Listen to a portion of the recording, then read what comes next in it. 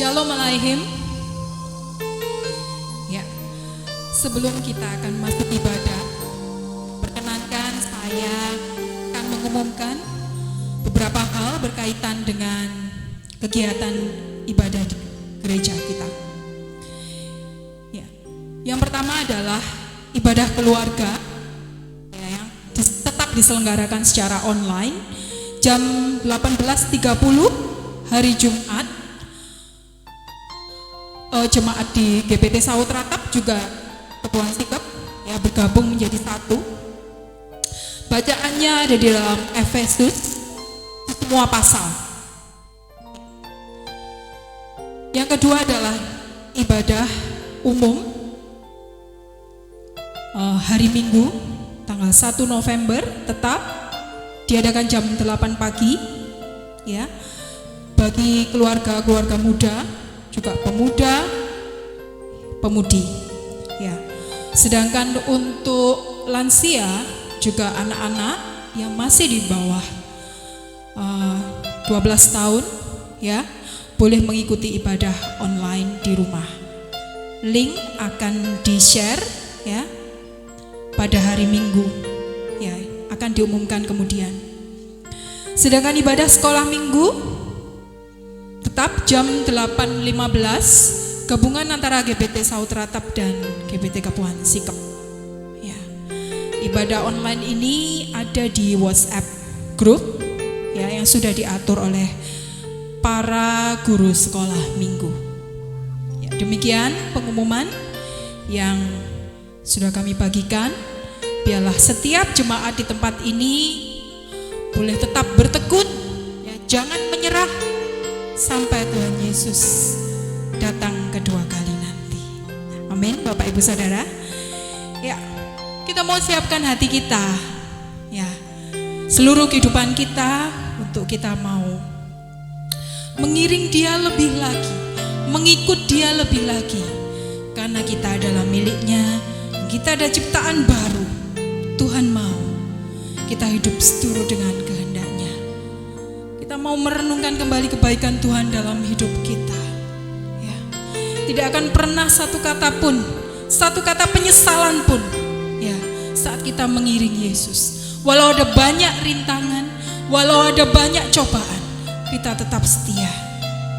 Mari Bapak, Ibu, Saudara, saya undang untuk bangkit berdiri ya. Tak akan pernah ku sesali mengiring Yesus,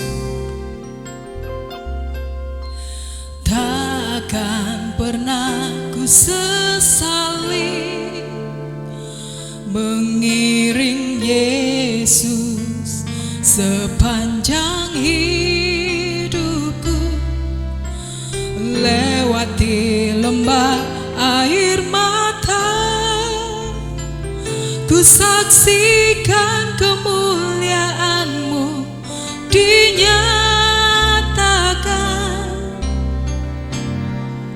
Tak akan pernah ku sesali, tak akan pernah ku sesali mengiring Yesus sepanjang hidupku, lewati lembah air mata, ku saksikan kemuliaan-Mu dinyatakan. Berapapun harga yang harus ku bayar, ku kan tetap setia melayani, mengasihi-Mu, mengiring-Mu seumur hidupku. Janji-Mu kan tetap ku pegang teguh, sampai ku dapat mahkota kehidupan. Mari kita renungi perkataan dalam pujian ini ya, baik demi baik, kata demi kata. Tak akan pernah ku sesali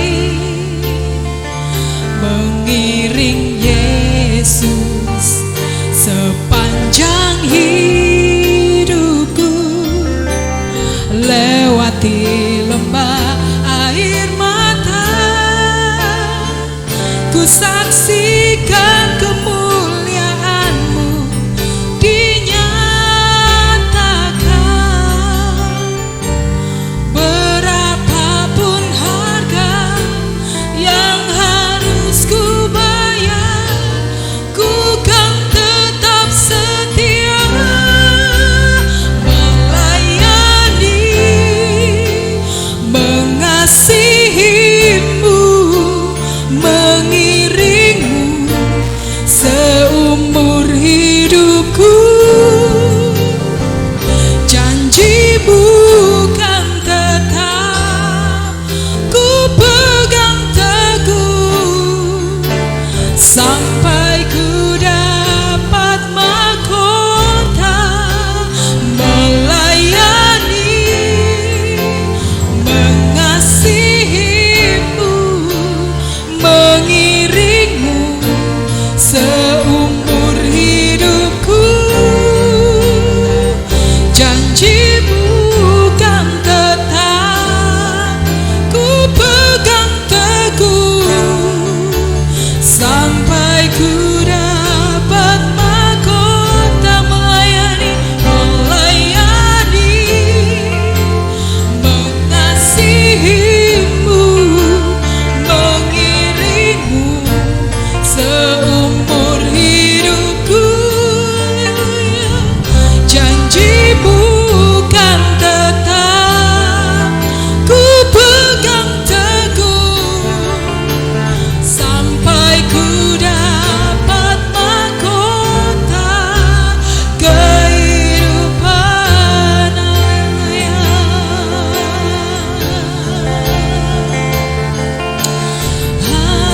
Haleluya. Takkan pernah ku sesali mengiring Engkau Yesus. Haleluya.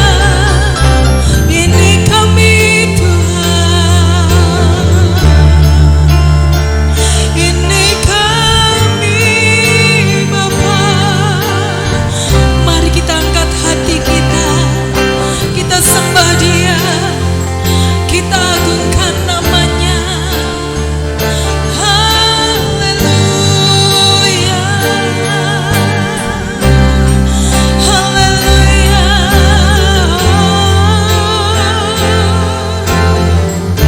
Engkau baik, rasakan kebaikan Tuhan, rasakan kehadirannya di hidupmu, rasakan kehadirannya saat ini. Kami mau sembah Engkau, kami mau tinggikan nama-Mu. Ini kami, ini hidup kami. Kami takkan pernah menyesal mengiring-Mu Yesus, mengiring-Mu Tuhan. Bantu kami,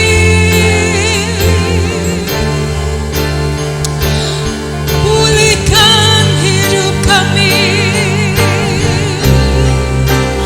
Haleluya, haleluya, haleluya. Mengikut Yesus, mengikut-Mu itu adalah kesukaan kami Tuhan. Mengiring Engkau itu adalah kekuatan dalam hidup kami. Haleluya.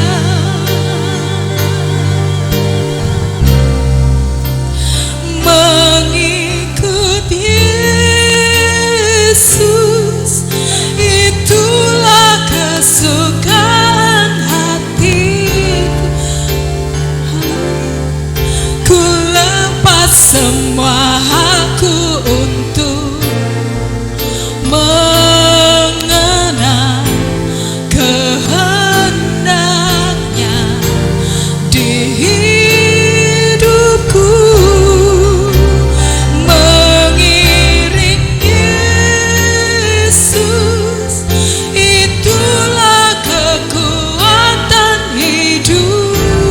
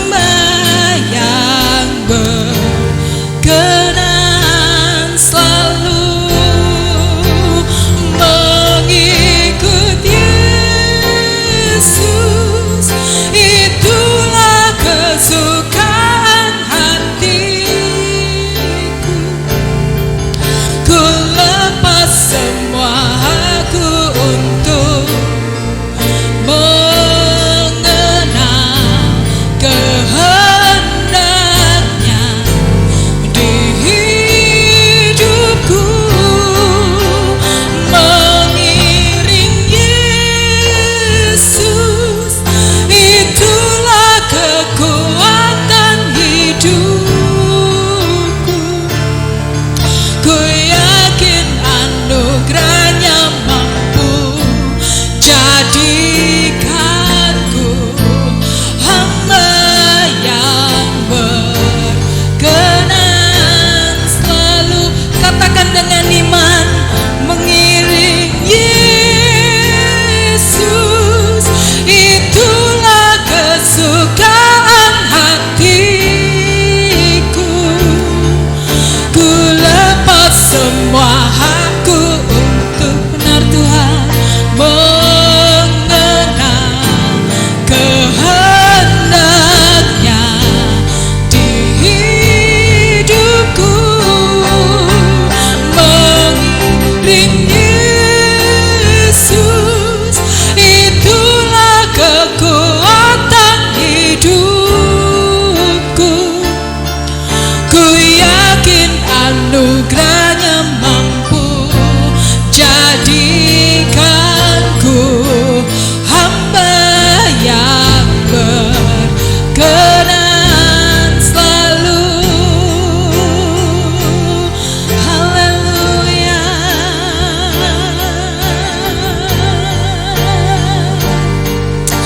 Haleluya.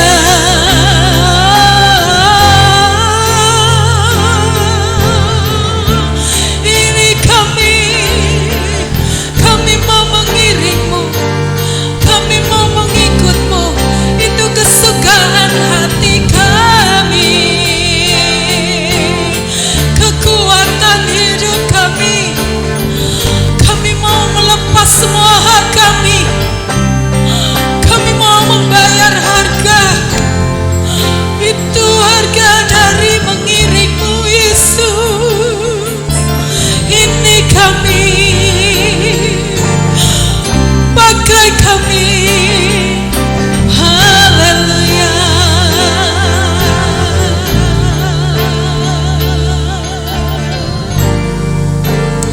Haleluya. Sekali lagi katakan, mengikut Yesus, itulah kesukaan hatiku.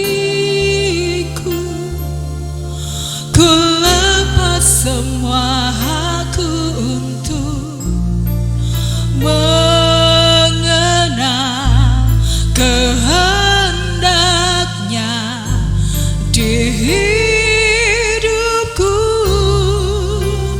Mengiring Yesus, itulah kekuatan hidupku.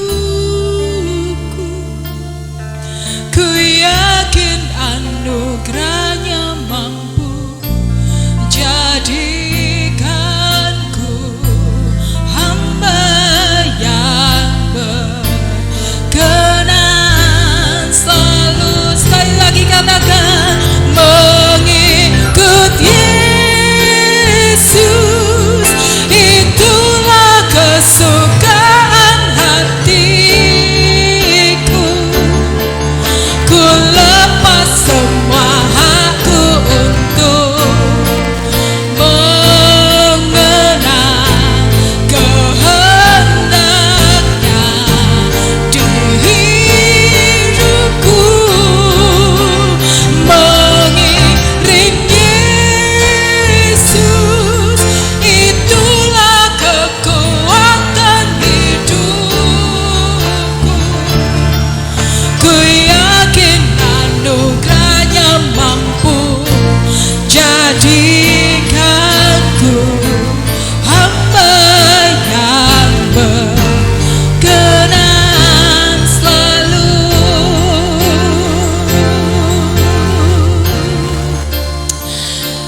Kami bersyukur Bapa, kalau lewat pujian kami Engkau ingatkan kami bahwa harga dari mengiring Engkau adalah Tuhan genap kehidupan kami.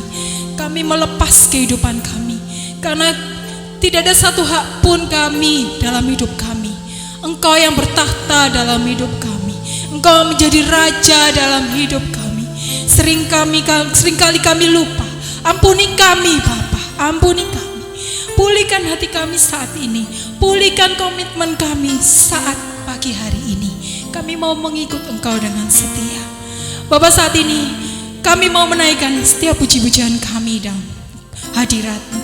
Kami percaya Roh Kudus-Mu bertata atas puji-pujian kami. Setiap belenggu-belenggu persoalan akan dilepaskan. Setiap sakit penyakit akan disembuhkan. Kami percaya Engkau ada di tempat ini. Engkau ada di dalam hati kami. Terima kasih Bapa. Di dalam nama Tuhan Yesus kami ucap syukur dan berdoa. Amin. Ada sukacita? Masih kuat bangkit berdiri? Ya. Yang tidak kuat boleh duduk. Ya. Terpujilah nama-Mu Tuhan. Ya. Hanya Yesus yang sanggup menghancurkan kutuk dan membebaskan jiwa.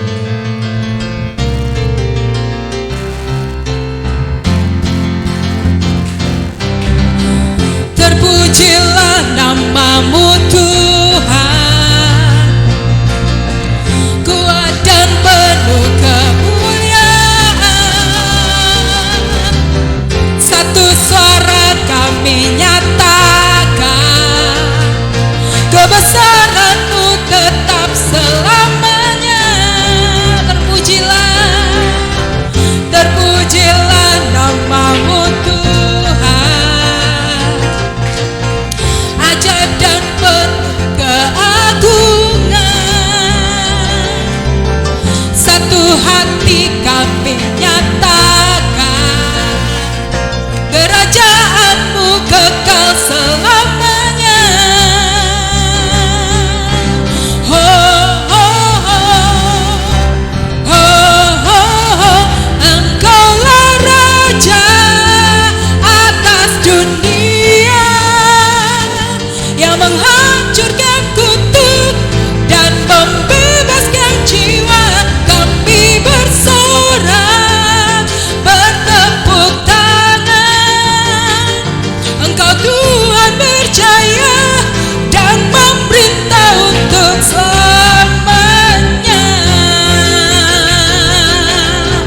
Terpujilah nama-Mu Tuhan, kuat dan penuh kemuliaan. Satu suara kami nyatakan, kebesaran-Mu tetap selamanya. Terpujilah nama-Mu Tuhan, ajaib dan penuh keagungan. Satu hati kami nyatakan, kerajaan-Mu kekal selamanya. Oh, oh, oh, oh, oh, oh. Engkaulah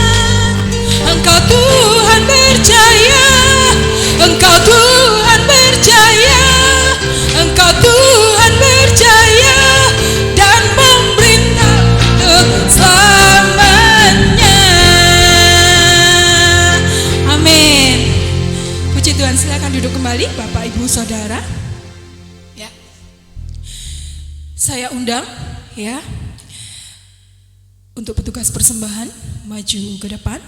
Kita akan pujikan refnya saja. Engkaulah Raja atas dunia yang menghancurkan kutub dan membebaskan jiwa. Kami bersorak bertepuk tangan. Engkau Tuhan berjaya dan memerintah untuk selamanya. Engkaulah Raja atas dunia yang menghancurkan kutub dan membebaskan jiwa. Kami bersorak bertepuk tangan. Engkau Tuhan berjaya, Engkau Tuhan berjaya, Engkau Tuhan berjaya dan memerintah untuk selamanya. Ya, hanya Yesus Tuhan yang berjaya memerintah untuk selamanya. Tidak akan pernah kita ragu mengiring Dia, karena kita punya satu pengharapan yang pasti. Saat ini kita akan belajar bersama tentang firman-Nya. Kita akan mendengar kebenaran firman Tuhan. Kita mau menyerahkan hati kita dan segenap kehidupan kita untuk dibentuk oleh firman-Nya. Ya. Saya undang semua jemaat untuk bangkit berdiri kembali. Kita minta kepada Tuhan dengan sungguh-sungguh untuk memulihkan hati kita dengan kasih-Nya. Pulihkan, pulihkan hatiku dengan kasih-Mu.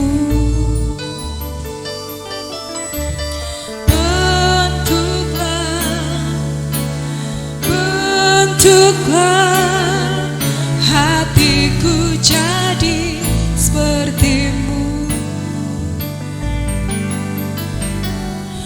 Kekudusan-Mu memenuhiku. Tuhan, ini rinduku. Ubah hatiku seperti hati-Mu. Kudus berkenan bagi-Mu, bagaikan emas yang murni. Bentuk hatiku selalu, biar ku menjadi ciptaan baru, bebas dari semua yang jahat, serupa dengan gambar-Mu. Sucikanku, kuduskan hatiku, Tuhan. Kita minta dengan sungguh-sungguh, Tuhan pulihkan hati kita. Pulihkan, pulihkan hatiku dengan kasih-Mu. Sentuh hati kami Bapa. Bentuklah, bentuklah hatiku jadi seperti-Mu.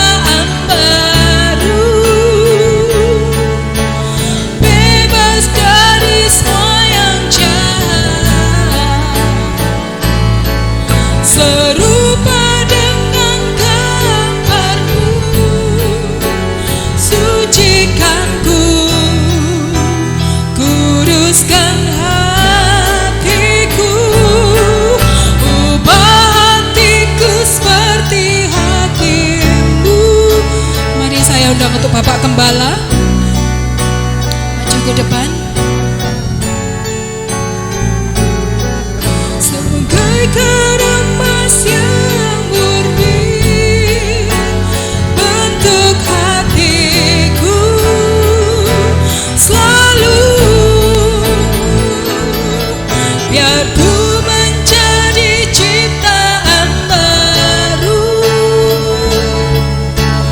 bebas dari semua yang jahat, serupa dengan gambarmu, sucikanku, kuduskan hatiku, Tuhan.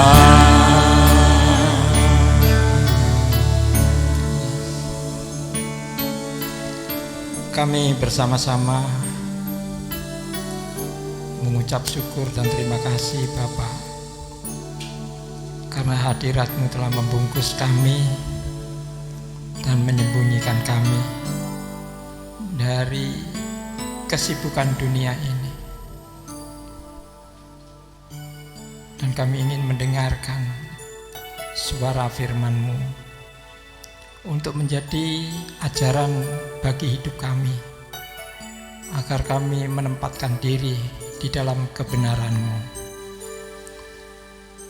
Karena di luar Engkau Tuhan tidak ada satu kebenaran yang lain. Maka itulah kami hanya mengandalkan Engkau sebagai satu-satunya Tuhan dan Juru Selamat kami, yang dengan kasih setia-Mu Engkau mengajari kami dan membimbing kami dalam kehidupan di dalam Kristus. Terima kasih Bapa. Kami sudah siap untuk mendengar dan menerima firman-Mu. Di dalam nama Tuhan Yesus. Amin. Ya, silakan duduk Bapak Ibu. Selamat pagi. Assalamualaikum. Ya.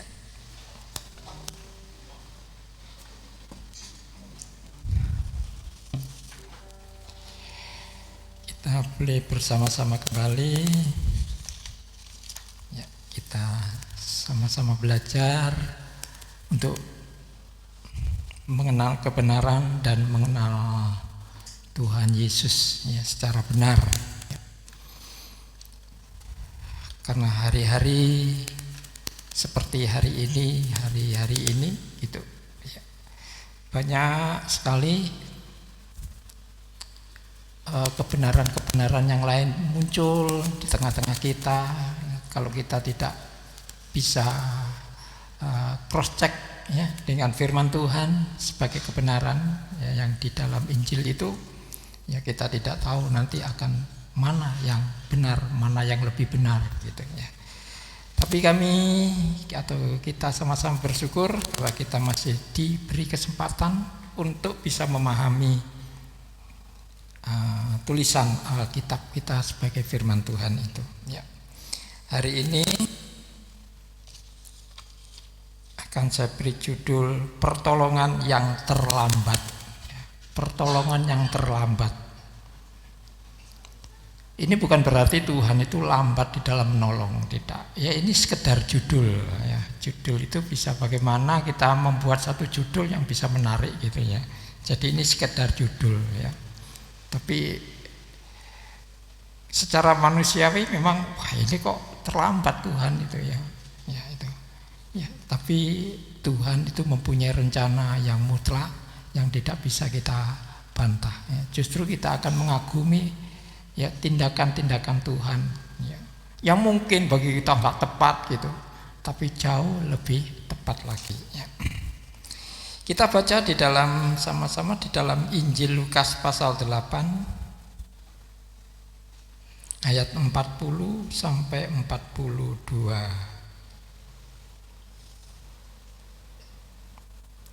Lukas 8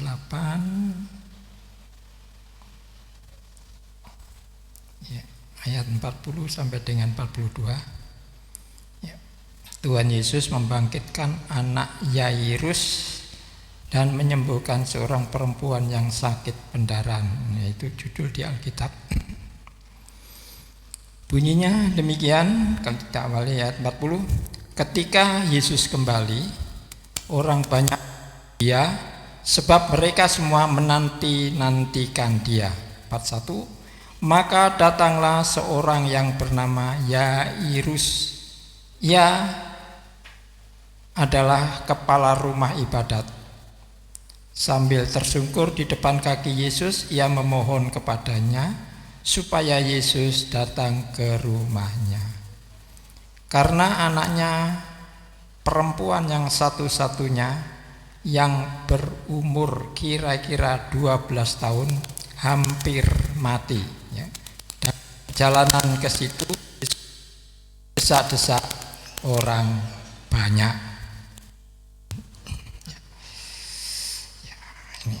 Jadi ini adalah Yairus, ya, yang memiliki anak perempuan yang sakit hampir mati, datang kepada Yesus, ya, kepada Tuhan Yesus, ya. Jadi Yesus adalah satu-satunya harapan, ya, bagi semua orang, dan dia yang dapat diandalkan untuk menyelesaikan segala persoalan atau kesakitan bagi kita, ya, bagi kita, ya. Jadi tidak ada harapan yang lain, ya. Hanya Yesus satu-satunya, ya. Kita juga mengandalkan demikian, ya, untuk memiliki satu penolong, ya, yang kita harapkan, yang kita rindukan, ya, yaitu Tuhan sendiri, yaitu Yesus, ya. Kalau ada penolong yang lain, mungkin itu hanya dipakai oleh Tuhan. Kalau kita ke rumah sakit, misalkan, bukan Yesus yang di rumah sakit itu memegang gini gitu pekerjaan itu, ya, tapi ahli-ahli medis atau pekerja-pekerja, petugas-petugas yang di rumah sakit, semuanya itulah yang akan dipakai oleh Tuhan Yesus untuk menolong setiap orang yang datang minta pertolongannya. Sebenarnya yang penting adalah kehadiran Tuhan di dalam kita ini, ya, yang setiap saat, ya, mampu untuk memberikan pertolongan bagi kita ini, ya. Nah, di sini adalah Yairus, ya. Banyak orang di sekelilingnya, di rumahnya, ya, di dalam rumah ibadatnya, ya. Tapi mengapa dia hanya pilih Yesus yang diharapkan untuk bisa menolong? Dan itu memang dinantikan banyak orang, ya. Mereka semua, jadi banyak orang, ya, menanti-nantikan dia. Tidak perlu apa kepentingan mereka, tapi semua orang mempunyai kepentingan kepada Yesus, ya. Kita pun juga demikian, kita punya kepentingan, ya. Apa kita itu bisa melakukan atau tidak, ya, tapi kita mempunyai kepentingan kepada dia, ya. Karena dia yang mempunyai hidup kita, yang memimpin, mengajar kita. Nah, itulah, ya, kita yang percaya pada Yesus, ya, kita akan tentu mengharapkan Yesus di dalam setiap saat kita, ya. Ya. Yang ayat 41 dikatakan Yesus adalah,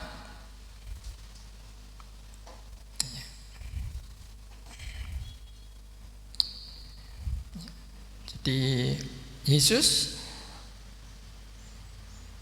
sangat diharapkan bahwa Yesus mampu menyembuhkan anaknya Yairus, ya,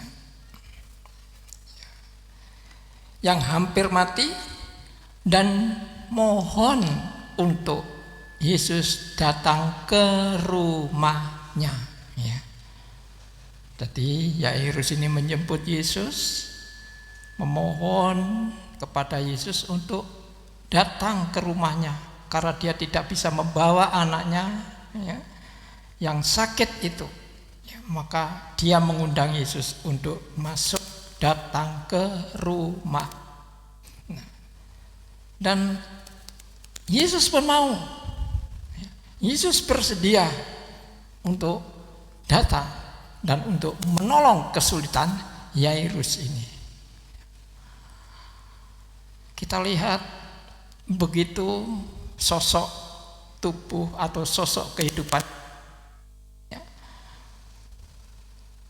yang begitu rela mau melakukan yang diharapkan oleh seseorang yang bernama Yairus ini untuk menolong anaknya yang sakit. Kita pun juga kadang-kadang, memang bukan kadang-kadang, kita setiap waktu kita juga mengharapkan Yesus untuk selalu hadir, untuk menolong apa yang sedang kita lakukan. Ya. Karena kita tidak tahu bagaimana kita menyelesaikan segala persoalan kita. Ya memang kita bisa punya teman, kita bisa punya kenalan, ya, atau siapa saja yang bisa menolong kita. Tapi yang paling utama adalah bagaimana kita bisa mengutamakan Yesus itu untuk bisa hadir di tiap keluarga rumah tangga kita atau kepada kita sendiri, pribadi kita ini. Yesus selalu hadir di situ.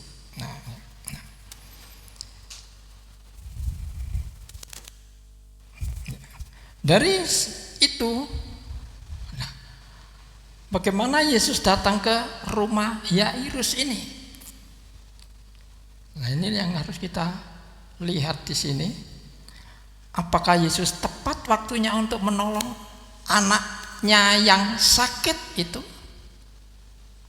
Nah, kita lihat saja. Ya. Tapi sebelum sampai ke sana, sebelum masuk rumah itu atau datang di rumah Yairus itu, ada kendala buat Yesus untuk datang ke situ. Ada hal-hal yang menghalang-halangi perjalanannya untuk bisa tepat jamnya datang ke situ gitu. Karena apa? Karena di tengah perjalanan di situ ada terdapat perjalanan yang tidak lancar. Artinya apa?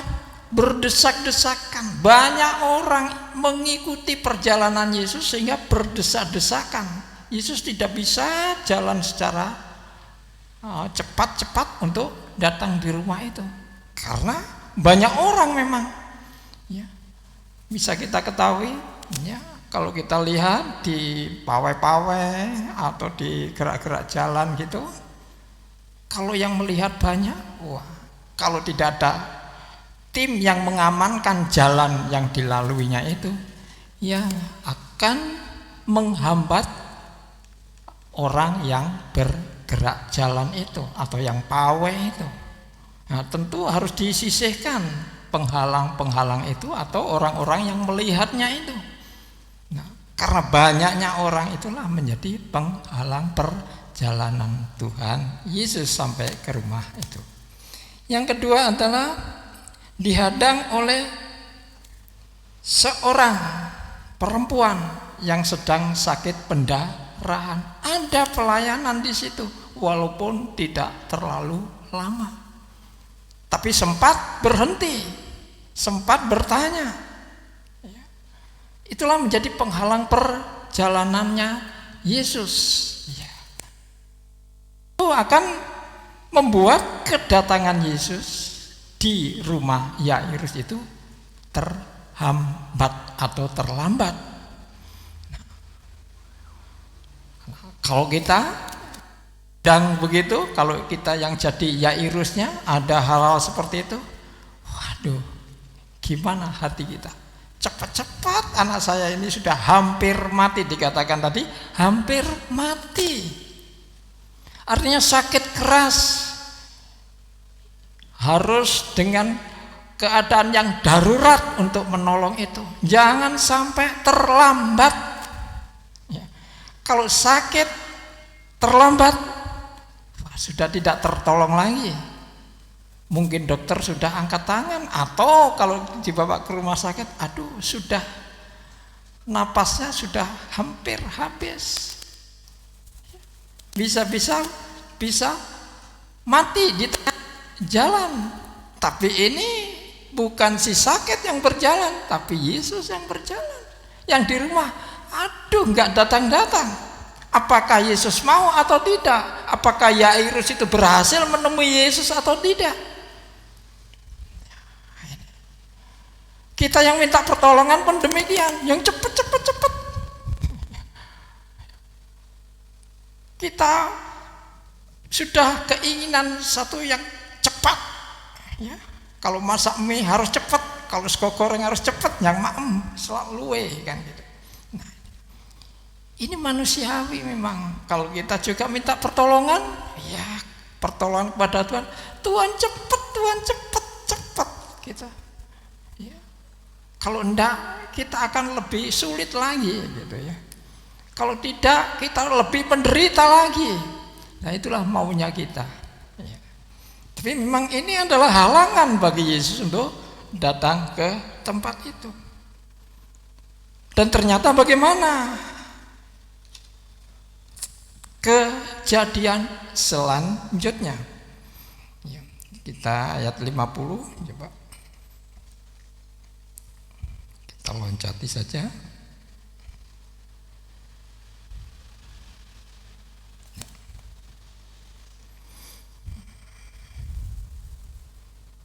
Oh, bukan 5. Ayat 49. Ketika Yesus masih berbicara, datanglah seorang dari keluarga kepala rumah ibadat itu dan berkata, "Anakmu sudah mati.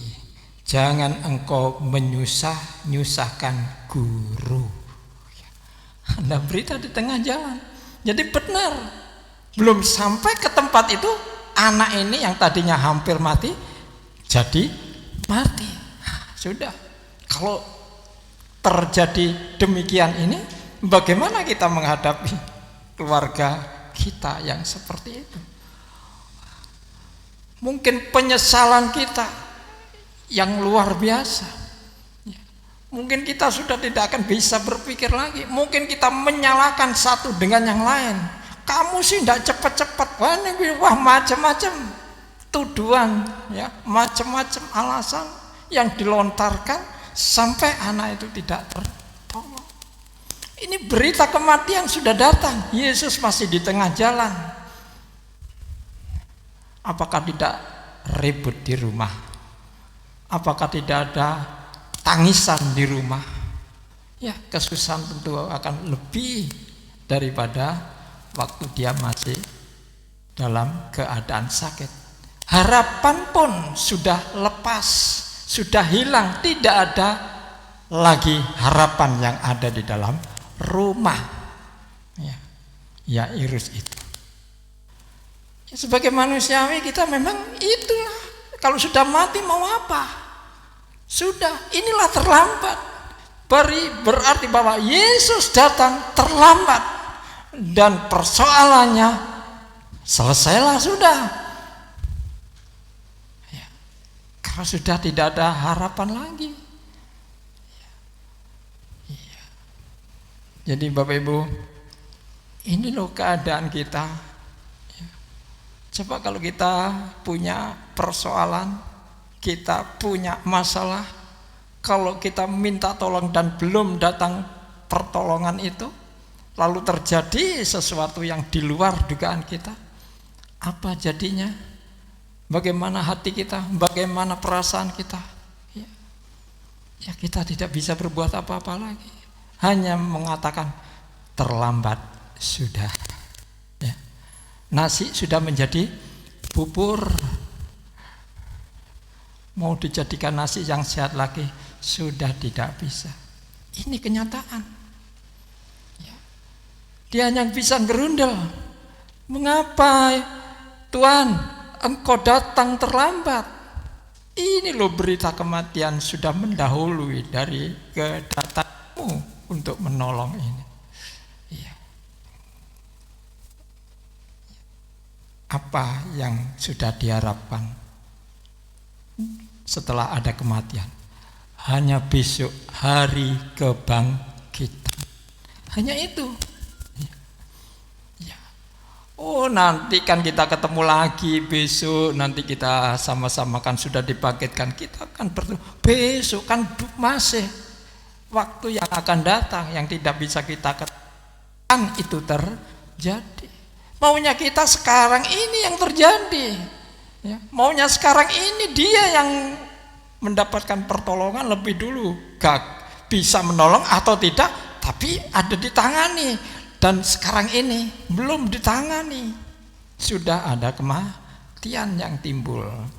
Ya, hal ini terjadi. Ya. Tapi ayat 50 itu dikatakan, pokok ayat 50. Ya. Tetapi Yesus mendengarnya dan berkata kepada Yairus, jangan takut, percaya saja, dan anakmu akan selamat. Kalau kita tangkap sini, iya Tuhan memang kami percaya pasti selamat. Tapi kan gak ketemunya nanti pada hari kebangkitan, atau kita kalau sudah sama-sama di sorga bisa ketemu lagi.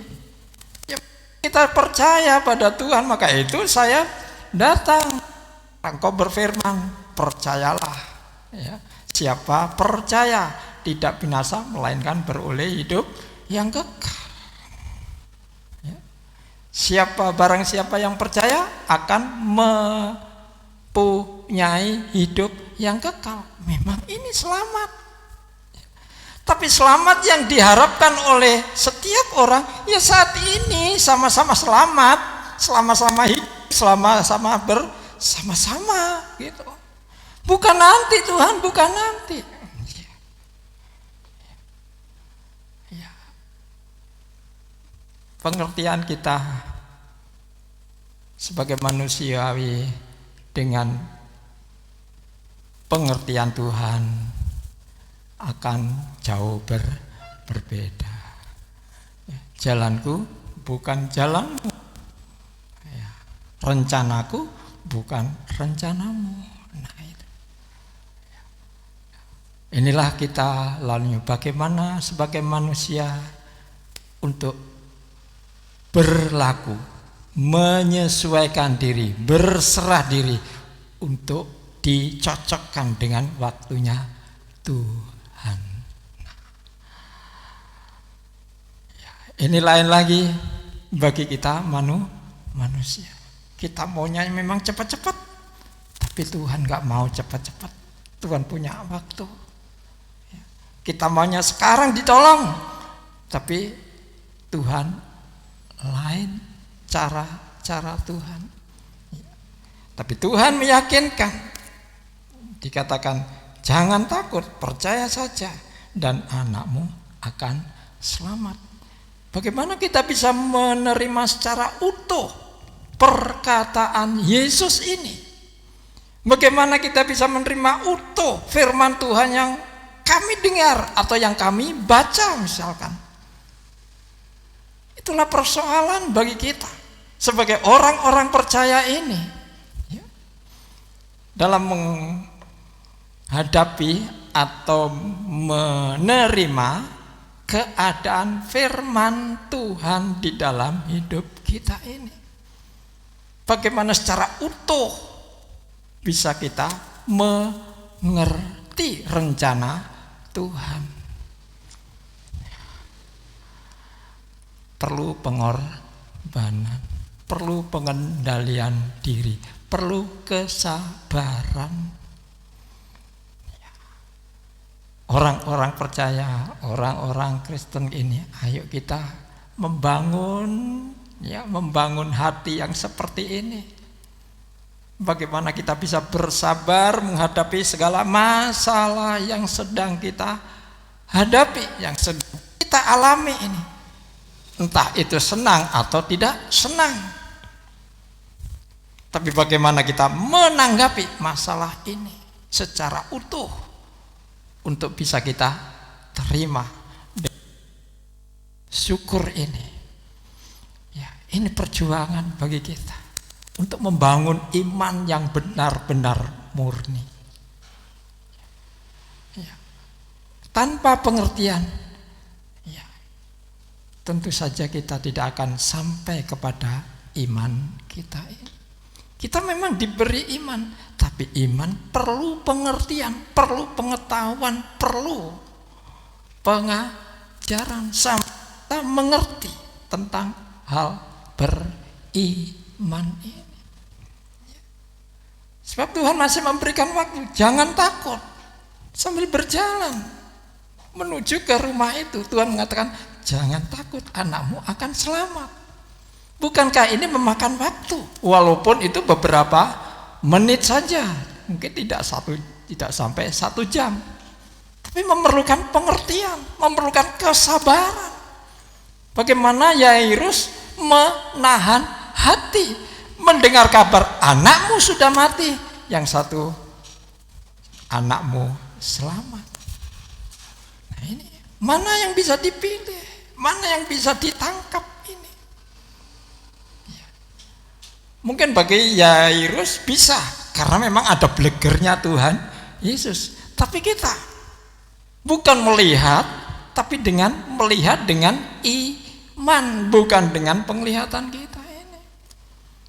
Bagaimana kita bisa menangkap kebenaran dengan iman dan kebenaran dengan mata kita ini?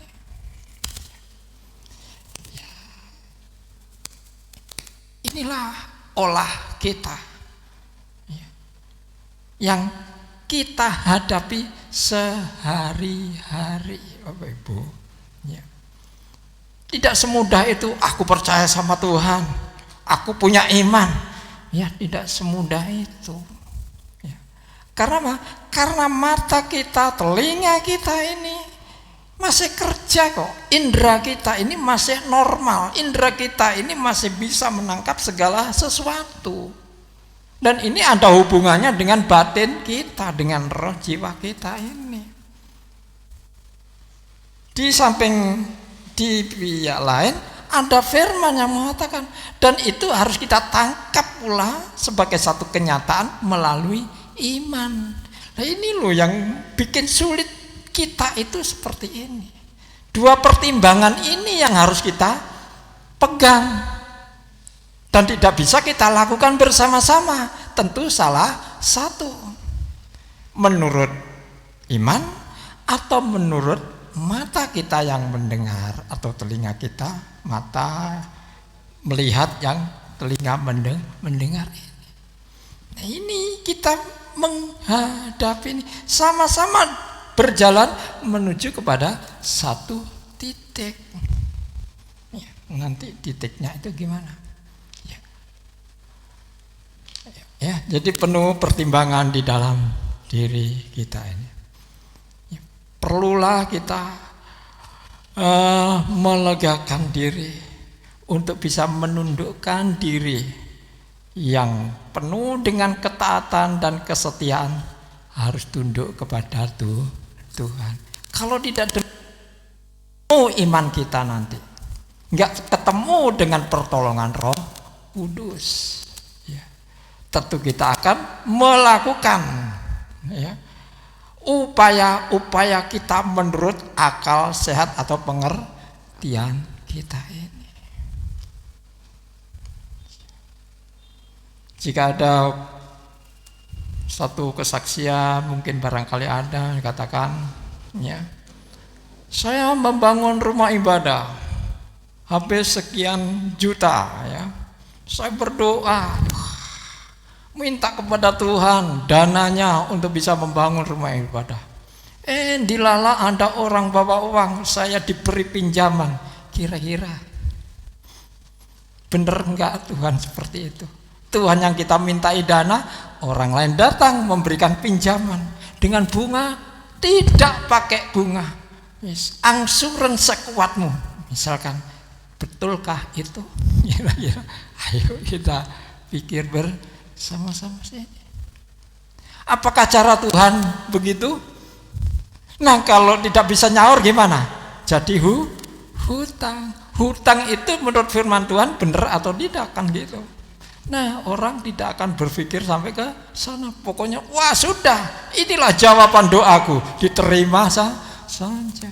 Enggak taunya mungkin apa yang dijanjikan bleset, ya disita.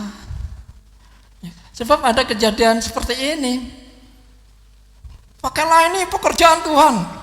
Wis, pakai ini sertifikatnya. Semua dia. Tapi begitu ada paceklik, sertifikatnya dulu masih ada. Mana? Ya, mana? Saya minta. Dijual. Habislah pekerjaan Tuhan. Bisa kan begitu? Karena tidak ada perjanjian. Ya sebagai hamba Tuhan, ya tadinya dikasihkan, ini diminta kembali. Ya sebagai hamba Tuhan mosok otot-ototan. Ya silakan. Ya habislah. Nah jadi ini loh Bapak Ibu ya yang membuat kita mengalami kesulitan-kesulitan yang seperti itu ya. Bagaimana iman kita bisa menangkap dengan pas dan kita bisa mengalahkan apa yang menjadi kehendak kita secara daging ini. Ya.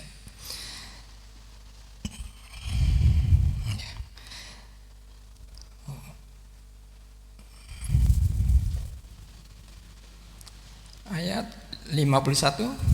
Setibanya di rumah Yesus tidak memperbolehkan pun ikut dengan dia kecuali Petrus, Yohanes dan Yakobus dan ayah anak itu serta ibunya. 52. Semua orang menangis dan meratapi anak itu, tetapi Yesus berkata, jangan menangis, ia tidak mati, tetapi tidur. Yair sudah dibimbangkan hatinya di tengah jalan, anakmu sudah mati, jangan takut, anakmu selamat. Di rumah orang menangisi orang yang matinya itu, tapi Yesus mengatakan, jangan mati, anak ini sedang tidur. Dua kali di dua tempat yang berbeda, semua orang bisa dibingungkan oleh kata-kata Yesus ini.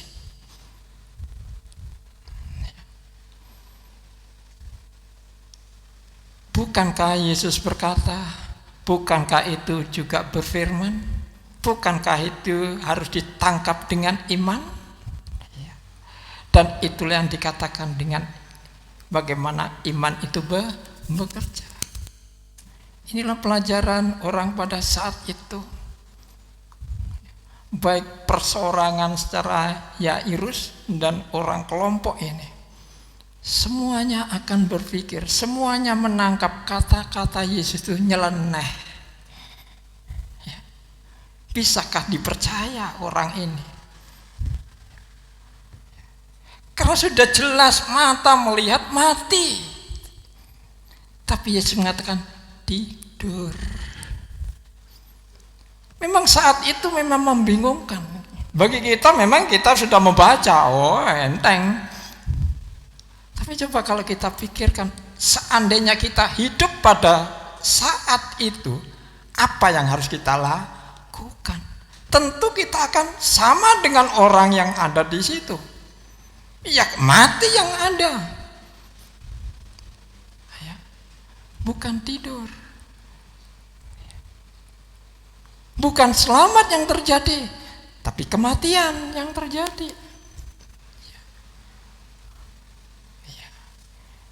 Jadi memang belajar untuk mengerti firman Tuhan itu memang ya ada sulitnya. Bukan asal kita baca, kita mengerti, memang kita sudah berulang kali membaca, berulang kali mendengarkan. Ya. Tapi bagaimana bisa memunculkan kata-kata Yesus ini? bisa menjadi iman yang kuat, dan itu menjadi pegangan kita yang masih hidup ini, yang harus bisa membedakan antara iman dengan kenyataan di bumi ini, supaya kita tidak dibingungkan, lebih-lebih tidak disesatkan oleh keadaan yang sebenarnya terjadi. Benar bagi dunia, juga benar bagi Tuhan. Dunia mempunyai kebenaran sendiri, tapi Tuhan mempunyai kebenaran yang mutlak memang. Tapi bagi kita untuk bisa menimbang-nimbang ini sulit.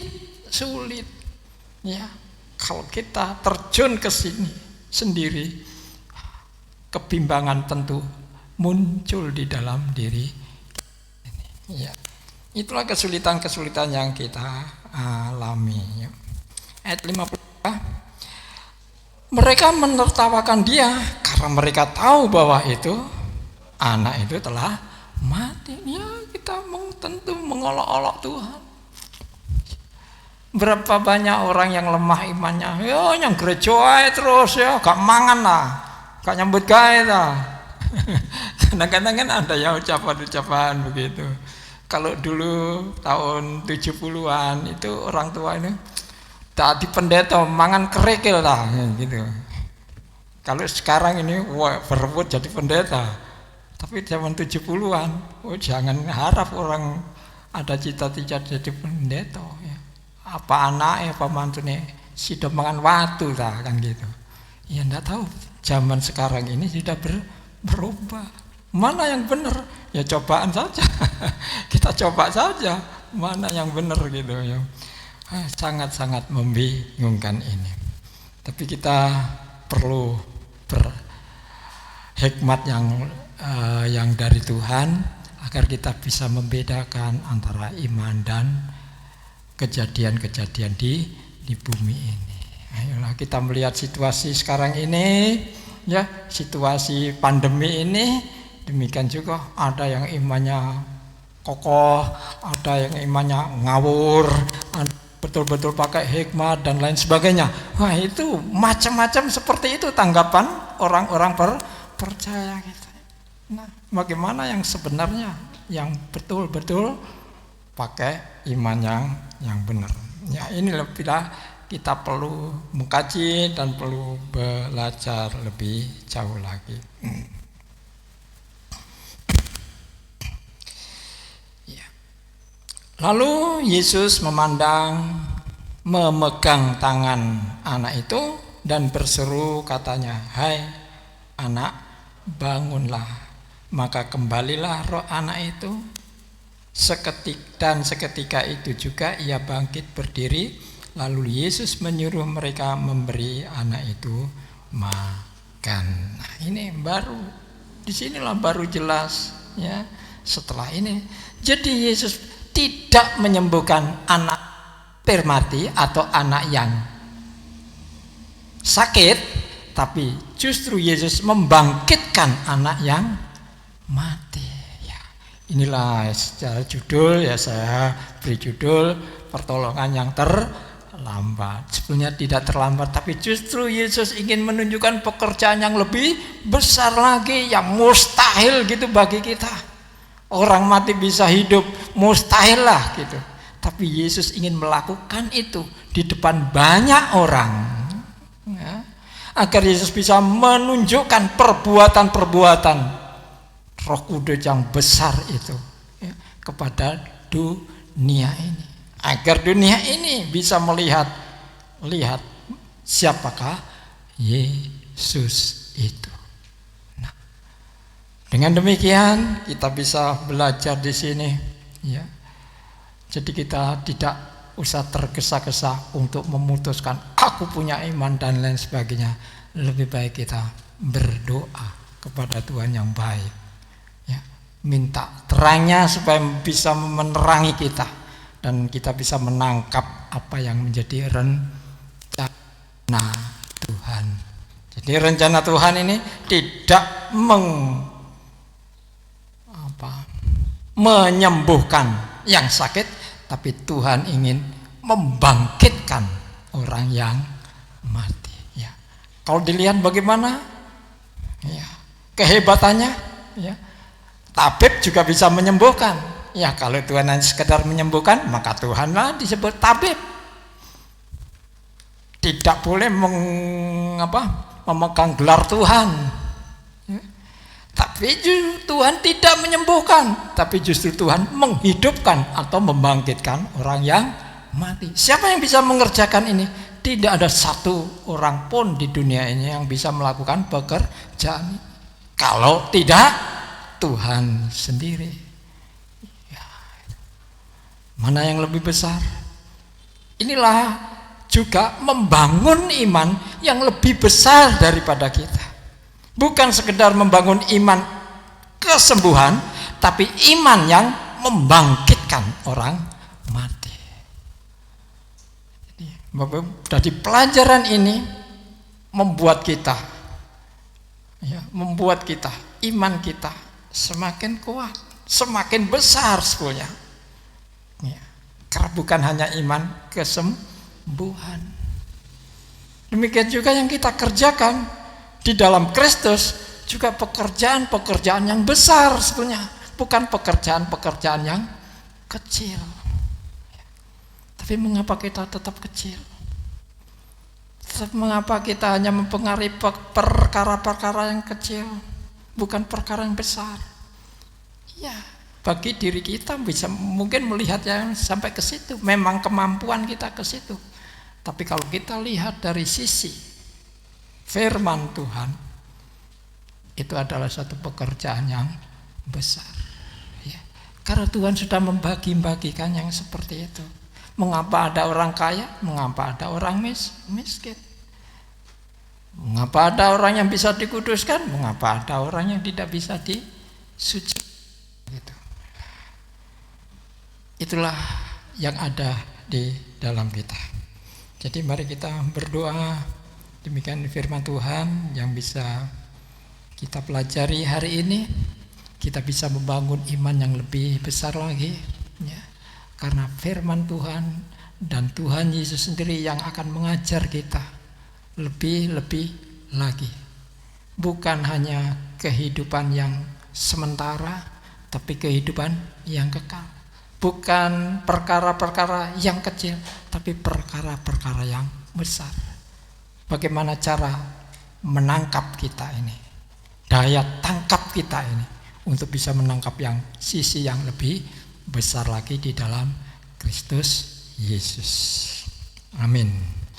Mari kita masuki perjamuan kudus hari ini.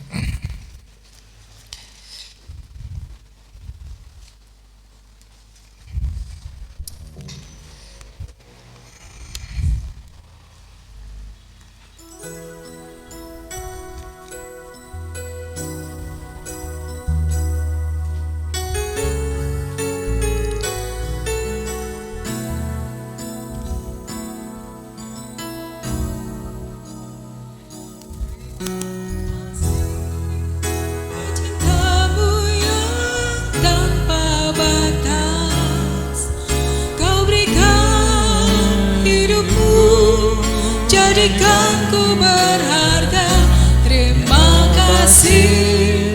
Wah, cintamu yang tanpa batas, kau berikan hidupmu, jadikan aku indah. Terima kasih, terima kasih. Wah, cintamu yang tanpa batas, kau berikan hidupmu, jadikanku berharga. Terima kasih, oh cintamu yang tanpa batas, kau berikan hidupmu, jadikan aku indah. Terima kasih, terima kasih, oh cintamu yang tanpa batas, kau berikan hidupmu, jadikanku berharga. Terima kasih,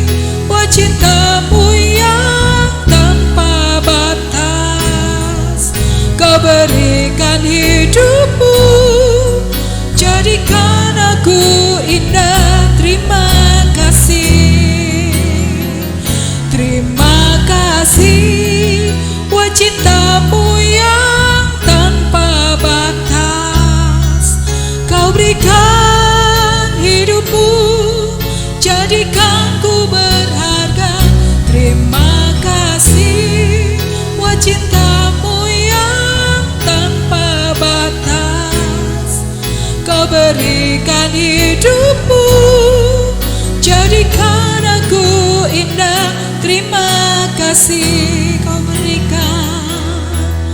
Kau berikan hidupmu, jadikan aku indah. Terima kasih. Sekali lagi. Kau berikan hidupmu, jadikan aku indah. Terima kasih.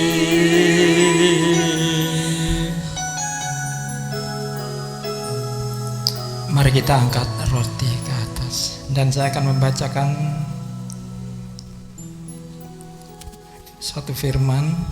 Sebab apa yang telah kuteruskan kepadamu telah aku terima dari Tuhan, yaitu bahwa Tuhan Yesus pada malam waktu ia diserahkan mengambil roti, dan sesudah itu ia mengucap syukur atasnya, ia memecah-mecahkannya dan berkata, inilah tubuhku yang diserahkan bagi kamu, perbuatlah ini menjadi peringatan akan aku. Demikian juga ia mengambil cawan sesudah makan, lalu berkata, cawan ini adalah perjanjian baru yang dimeteraikan oleh darahku.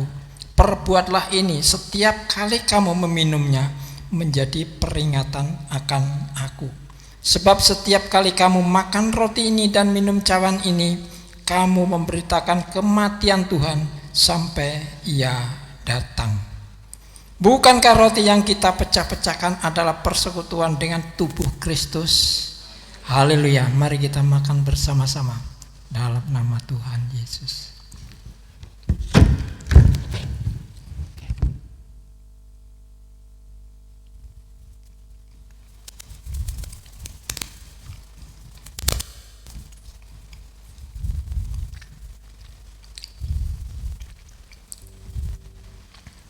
Kita angkat cawan ke atas. Bukankah cawan pengucapan syukur yang atasnya kita ucapkan syukur adalah persekutuan dengan darah Kristus? Kita minum bersama-sama dalam nama Tuhan Yesus.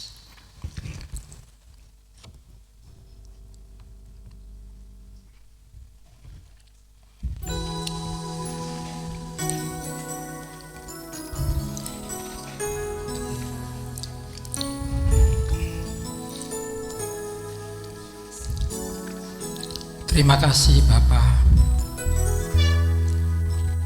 Kami sudah diajar melalui firman-Mu bagaimana Tuhan Kau membangun iman kami, iman yang lebih kuat dan lebih hebat. Tidak lain karena kami hanya mendengar karena firman-Mu, firman Kristus yang menumbuhkan iman dalam kami. Kami bersyukur atas semuanya itu, karena dengan ajaran-Mu Tuhan, kami boleh mengenal firman itu, kami boleh mengenal kebenaran itu. Biarlah kami terus dihidupi oleh firman itu, sebab Engkau tersendiri mengatakan, hidup kami bukan hanya dari roti saja, tapi dari firman yang keluar dari mulut Tuhan. Itulah yang membuat kami Tuhan lebih disegarkan lagi, lebih dibangun lagi untuk tetap dengan setia mengiring kepada Tuhan Yesus. Sampai hari ini Tuhanlah yang memberikan kekuatan kami untuk tetap berdiri di dalam perjanjian Tuhan. Terima kasih Bapa, Engkau sudah memberkati kami semuanya, baik kami yang di sini maupun kami yang di rumah. Semua diberkati oleh Tuhan tanpa ada kecuali. Tuhan juga memberikan kepuasan tersendiri buat kami. dan menambah-nambahi akan pengertian kami. Terima kasih Tuhan, saudara yang kekasih. Tuhan memberkati engkau dan melindungi engkau. Tuhan engkau dengan wajahnya dan kasih karunia. Tuhan menghadapkan wajahnya kepadamu dan memberi engkau damai sejahtera. Terimalah berkat ini yang tercurah itu, dan simpanlah menjadi harta milik yang kekal. Dan hiduplah di dalam kasih karunia Tuhan Yesus dan persekutuan Roh Kudus yang menyertai dari sekarang sampai selama-lamanya. Di dalam nama Tuhan Yesus Kristus. Yang menerima berkat sama-sama mengatakan amin. Tuhan Yesus memberkati. Sampai jumpa.